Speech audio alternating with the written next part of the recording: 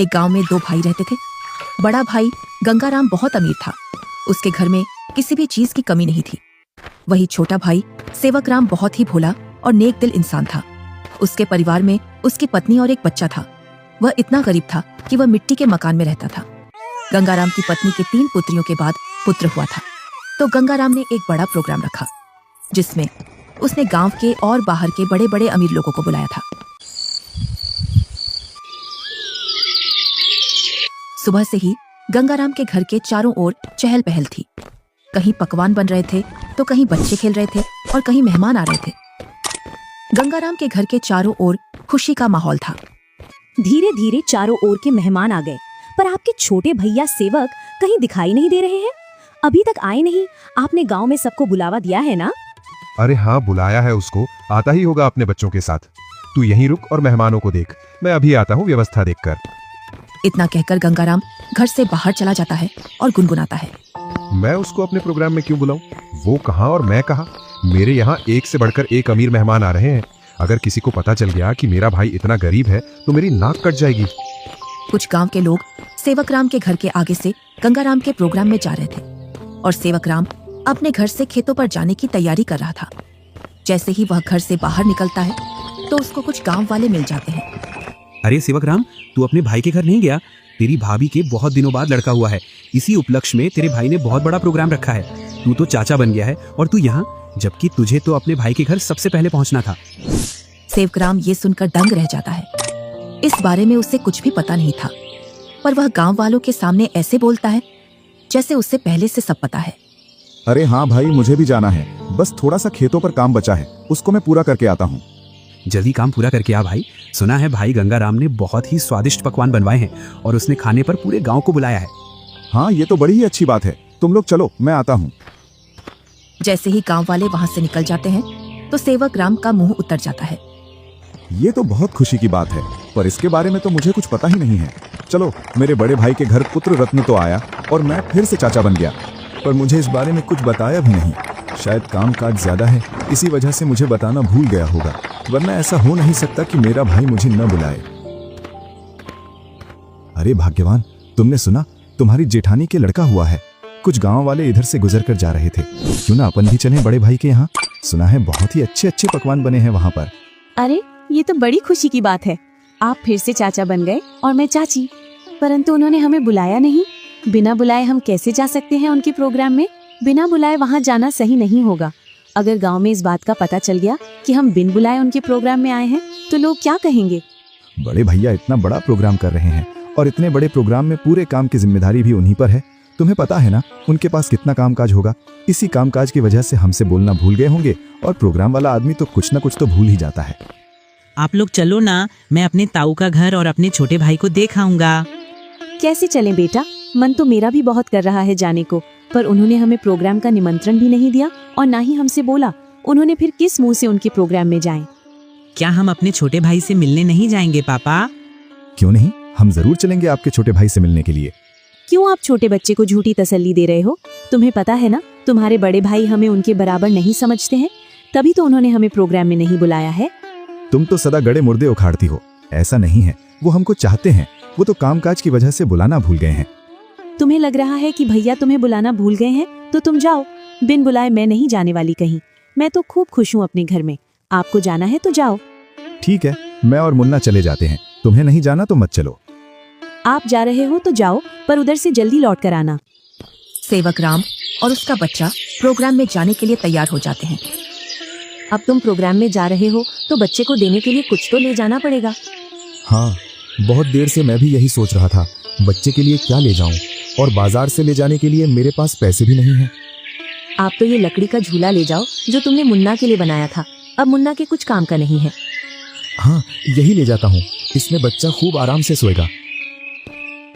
सेवकराम उस झूले को उठाकर चल देता है और उसके साथ में उसका लड़का भी चल देता है।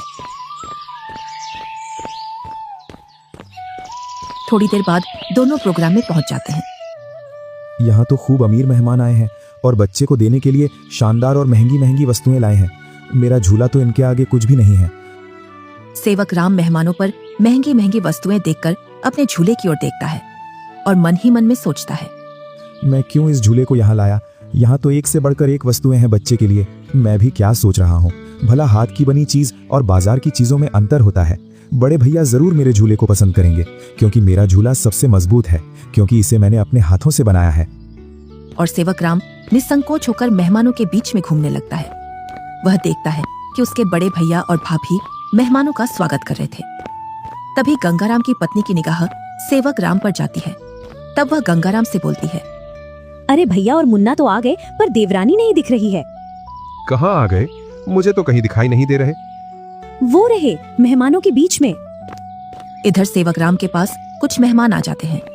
उसकी वेशभूषा देखकर मेहमान सेवक राम से पूछते हैं, अरे तुम कौन हो, और ये कैसी वेशभूषा पहनकर आए हो, और ये लकड़ी का झूला लेकर आए हो इस जमाने में? चलो तुम अपना परिचय दो, तुम कौन हो और यहाँ क्या कर रहे हो? इतना सुनकर सेवक राम संकोच में पड़ जाता है और मन ही मन सोचता है, अगर मैं इन्हें ये बताऊं कि मैं गंगाराम का छोटा भाई हूं तो ये लोग क्या सोचेंगे? एक भाई इतना अमीर और एक भाई इतना गरीब कि वो प्रोग्राम में एक जोड़ी कपड़ा भी सही से पहनकर नहीं आ सकता है। इससे अच्छा तो मैं झूठ बोल दूं। मैं गंगाराम जी का मजदूर। अरे तुम इतना क्यों घबरा रहे हो? डरो मत, बेझिझक होकर बोलो। गंगाराम जी का मैं मजदूर मैं छोटा भाई हूँ। वह बहुत कोशिश करता है झूठ बोलने की, लेकिन उसके मुंह से सच निकल जाता है। क्या बोल रहे हो? तुम्हें पता है ना तुम गंगाराम जी को अपना भाई बता रहे हो? तुम्हें पता है ना वो कहाँ और तुम कहाँ? अपने आप को देखो और उनका प्रोग्राम देखो। इतने में ही गंगाराम वहां आ जाता है और बोलता है, क्या बोल रहा है ये तुम्हें अपना भाई बता रहा है कि तुम इसके भाई हो? मेरा भाई होता तो वो इस हालात में रहता। ये तो मेरा हारी है, हारी। इसको मैंने एक दिन प्यार से भाई क्या बोल दिया, मुझे अपना भाई बताने लगा। इतना सुनकर सेवक राम अपना सिर झुका लेता है। आप प्रोग्राम का आनंद लीजिए। चलो मैं और मेहमानों से मिलता हूँ। जी आप मिलिए, हम भी और परिचितों से मिल लेते हैं। चलो तुम यहाँ से बाहर चलो, मुझे तुमसे कुछ बात करनी है। दोनों भाई एकांत में चले जाते हैं। जब तुम्हें पता है मेरे यहाँ एक से बढ़कर एक मेहमान आए हैं, फिर भी तू प्रोग्राम में घुस आया मेरी नाक कटवाने के लिए। और ये क्या लेकर आया है मेरे लड़के के लिए? लकड़ी का झूला। इस झूले में सोएगा मेरा लड़का। मेरा लड़का तो मखमल के झूले में सोएगा। किसमें? मखमल के झूले में। जा यहाँ से, मुझे दिख मत जाना अब इस प्रोग्राम में। अगर कुछ खाना बचेगा तो मैं सुबह भिजवा दूंगा तेरे घर पर। और हाँ, साथ में अपने लड़के को भी ले जाना यहाँ से। मुन्ना की माँ ठीक बोल रही थी कि बिन बुलाए वहां मत जाओ। मेरी ही गलती है जो मैं बिन बुलाए यहाँ आ गया। सेवक राम अपने बच्चे को लेकर अपने घर की ओर चल देता है, बड़े ही उदास मन से। इतने में ही बच्चा बोलता है, पापा, हम छोटे भैया से भी तो नहीं मिले और आप इतनी जल्दी घर चल रहे हो? सेवक राम थोड़ी हिम्मत करके अपने लड़के से बोलता है, बेटा हम शाम को आएंगे। खेतों पर कुछ काम बाकी रह गया था, वो मुझे याद आ गया है। उसे करके मैं आ जाऊंगा। उसके बाद चलेंगे हम तेरे छोटे भाई से मिलने के लिए। दोनों घर पहुंच जाते हैं। मुन्ना घर से बाहर बच्चों के साथ खेलने के लिए चला जाता है। इधर सेवक राम अपनी पत्नी को पूरी घटना सुना देता है और उसकी आंखों से आंसू छलक जाते हैं। पता नहीं ईश्वर की कैसी लीला है, आज भाई ने भाई को पहचानने से मना कर दिया। आप रोइए मत, ईश्वर एक दिन सब ठीक कर देगा। ईश्वर को भाइयों के बीच में इतना फासला भी नहीं रखना चाहिए कि वे एक दूसरे से ही दूर हो जाएं। आप इतना दुख मत मनाइए, सब ठीक हो जाएगा। आप बस ईश्वर पर विश्वास रखिए। तीनों सो जाते हैं।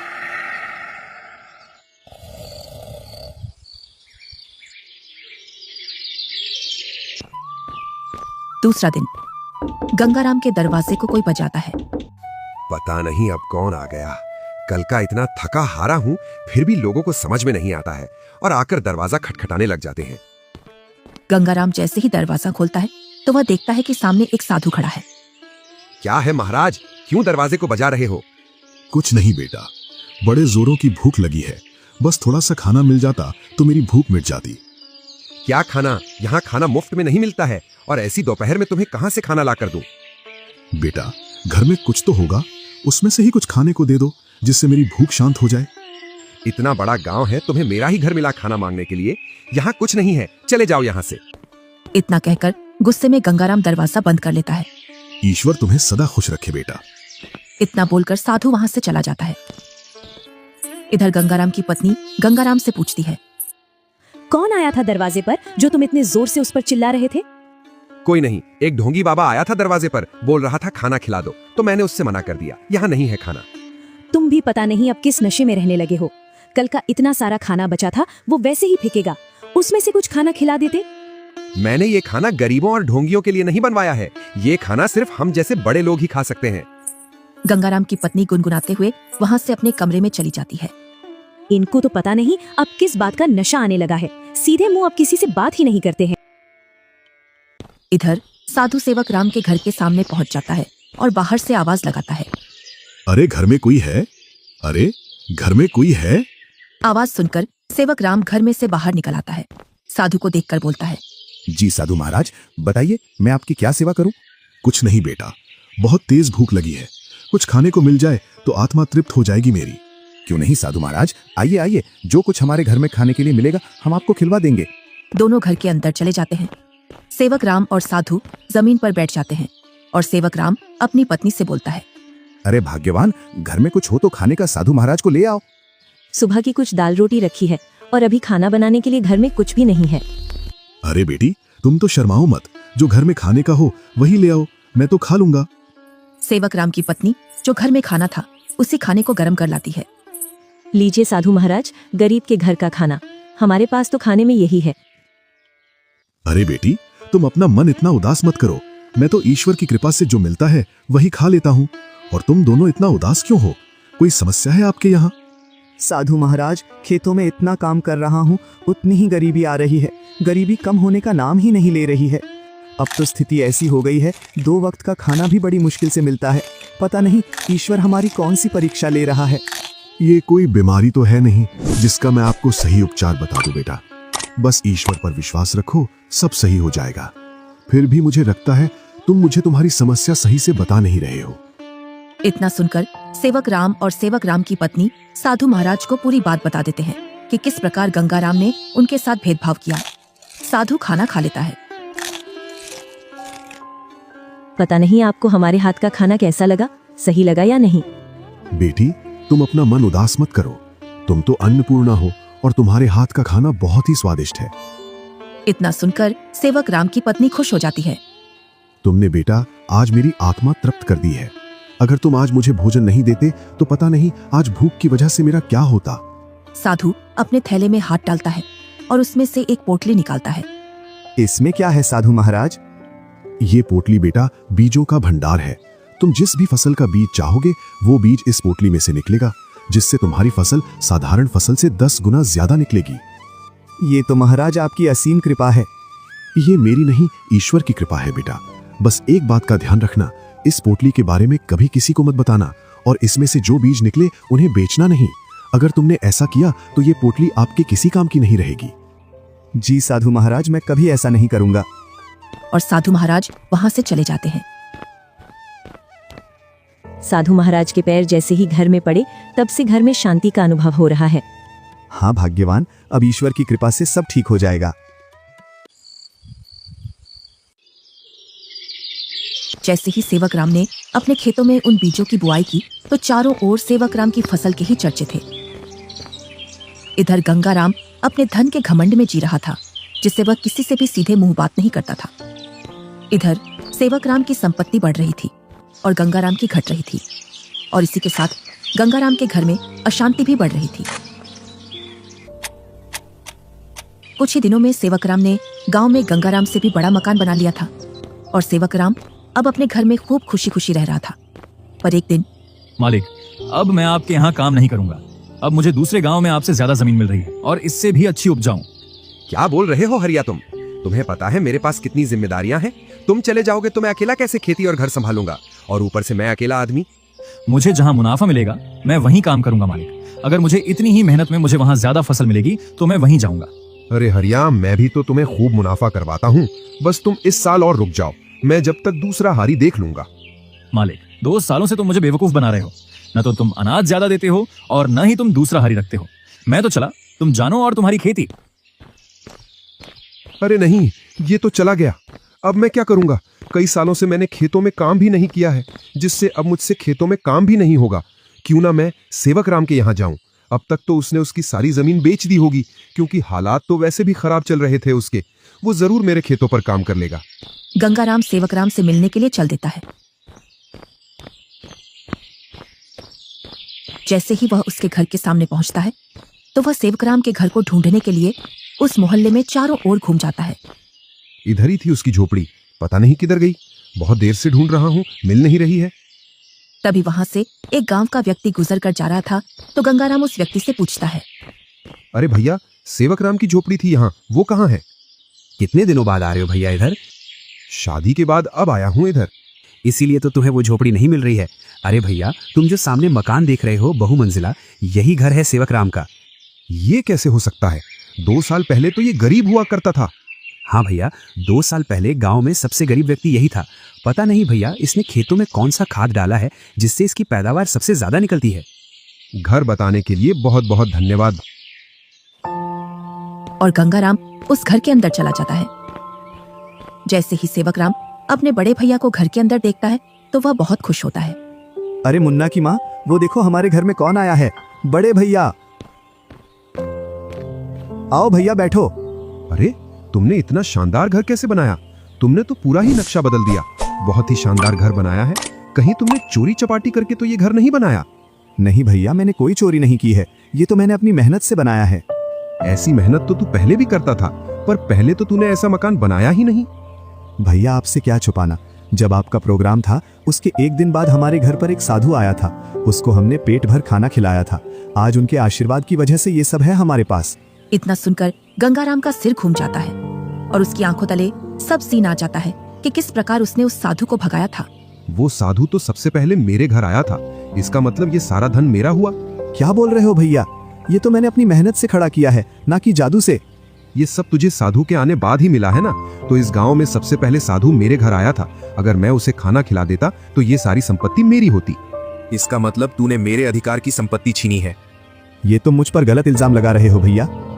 मैं उस साधु को ढूंढ कर लाता हूँ और साधु से तेरे सामने बुलवाता हूँ कि इस संपत्ति पर किसका हक है। और गुस्से में गंगाराम वहां से निकल जाता है।